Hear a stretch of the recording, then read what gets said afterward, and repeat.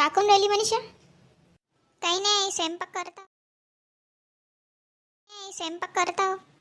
स्वयंपाक करून घे पटापट निलेश सोबत चालले जा सामान आणायला. मग ठीक आहे आई, करतो मग पटापट आणि जातो त्याच्या सोबत. चल बापा, आता पटापट स्वयंपाक करून घेतो आणि जातो मग निलेशजी सोबत दुकानात.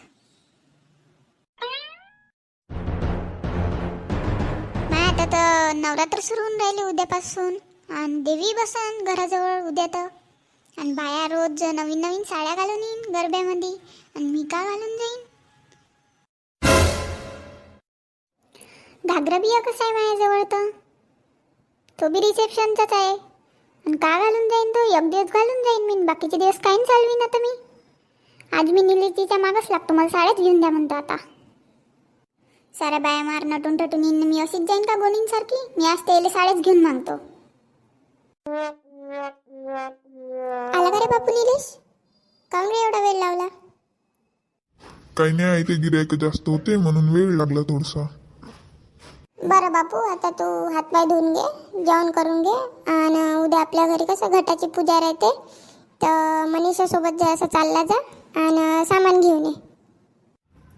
नाही आहे, मी जाऊ नाही शकत आज, मला मेडिकलमध्ये काम आहे थोडंसं. तू चालली जा तिच्यासोबत. मेडिकलचं काम तर बापू रोजच आहे, आता माझ्या पाहिजेनं चाललं नाही होत म्हणून ते तुम्हाला पाठवणं आहे. नाही आहे, मी नाही जाऊ शकत आज, म्हणून तर तुला म्हणताव मला मेडिकलचं माल आणायचं आहे. असं करा, तू न मनीषात चालली जा, नाही तर आणि घेऊन या तुम्हाला काय लागते तर. तुमच्या हातानं तुमचं झालेलं बरं. बरं बापू, आता मग करतो ते काम. मला मनीषा सोबतच जायला लागेल ना, सामान आणायला लागेल. माय आले का तुम्ही? काऊन भोकणी आहे का तू? आलो तरीच तुला दिसून राहिलो नाही इथं, तरी विचारतो अजून. काय झालं रे असं बोलून राहिलं तिच्यासोबत? घरची लक्ष्मी आहे ना आपलं, ते सारं आपल्या घरचं करते, सारं घर आपलं सांभाळते, घरासारखं ठेवते ना, तू असा बोलते का? कायची लक्ष्मी आहे? नुसती लक्ष्मीच्या मागे लागली राहते. आता पाहिजो तुझ्यासोबत बाहेर ये नाही बाजारात तर तुला काही ना काही घेऊनच मागं नाही. असे बोलून राहिले का तुम्ही मला?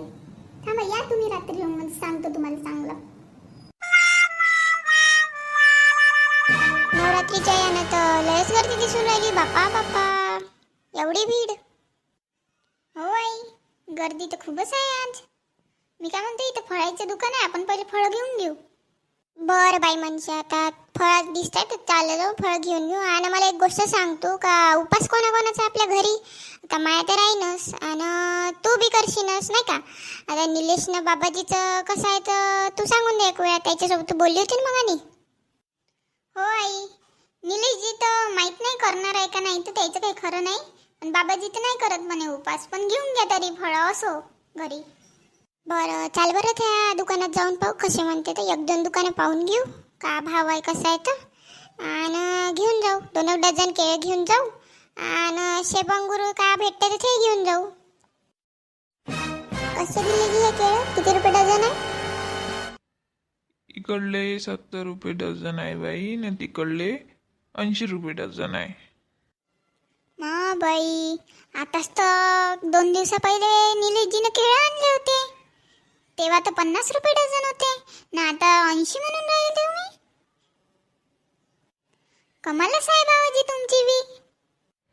नाही बाई, आता सणाचे आहे ना, भाव वाढून गेले आहे, माल महाग होऊन गेला आहे, दुरून आणा लागते म्हणून आता भाव वाढले आहे. जाऊ दे बाई मनीषा, 2 डझन केळं घेऊन घे. गरीबाचं काय, 2 पैसे कमवते हे लोक. आपण अशा मॉलाय गिलाईमध्ये जातो, इथं केवढ्याला दुकानामध्ये आपण का 10-20 रुपयासाठी किचकिच करतो का?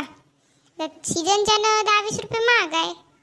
ह्या लोकांचं काय राहते, हातावर आणणं पानावर खाणं राहते, म्हणून काय याच्याजवळ एवढं हे कमी जास्त नाही पाहायचं, समजलं? आता सामोरे जाशील, तू घेशील त्या दुकानामध्ये, कसं तू पैसे देते जास्त, पण याच्याजवळ घिसघिस करते, पण असं काही करायचं नाही, समजली? हो आई, बरोबर आहे तुमचं. देऊन द्या मग बाबाजी 2 डझन केळं. आणि शेप कसे दिले? शेप बाई 120 रुपये डझन आहे, घेऊन घ्या तुम्ही, मी लावून देतो तुमच्यासाठी बरोबर. चाल, आता आपले फळं तर घेऊनच झाले, आता घ्यायला लागन, हारगीर घ्यायला लागन आणि नारळ गिर घ्यायला लागन पूजेची सामग्री घ्यायला लागेल जराशी.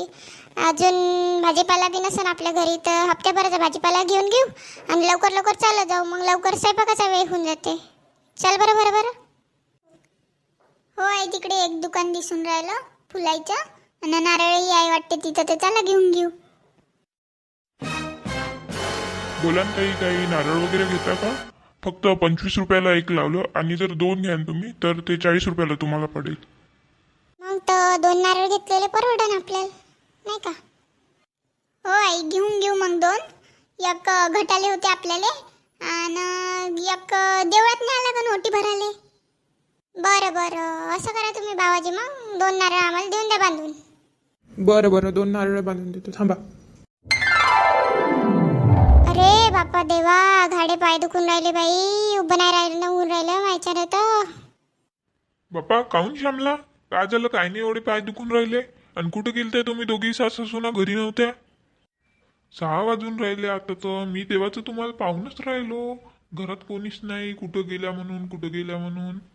आता 6 वाजून राहिले, चहाचा वेळ होऊन गेला म्हणून मी तुम्हाला पाहत होतो. अव ते नवरात्रीची खरेदी करायला गेलो होतो. निलेशला जा म्हणलं होतं मग, आणि तर तो म्हणे माय मेडिकलचं सामान आणायचं आहे, असं आहे तसं आहे. आई मला वेळच नाही, तर म्हणून मग का केलं, मी आणि मनीषा आम्ही दोघंच चाललो गेलो. बरं बाबाजी, तुम्ही 5 मिनिट थांबा, मी तुमच्यासाठी ना आईसाठी चहा बनवून आणतो. तर मंडळी, असेच व्हिडिओ बघण्यासाठी आमच्याच चॅनलला सबस्क्राईब करा, लाईक करा आणि तुमच्या मित्रांसोबत शेअर करा.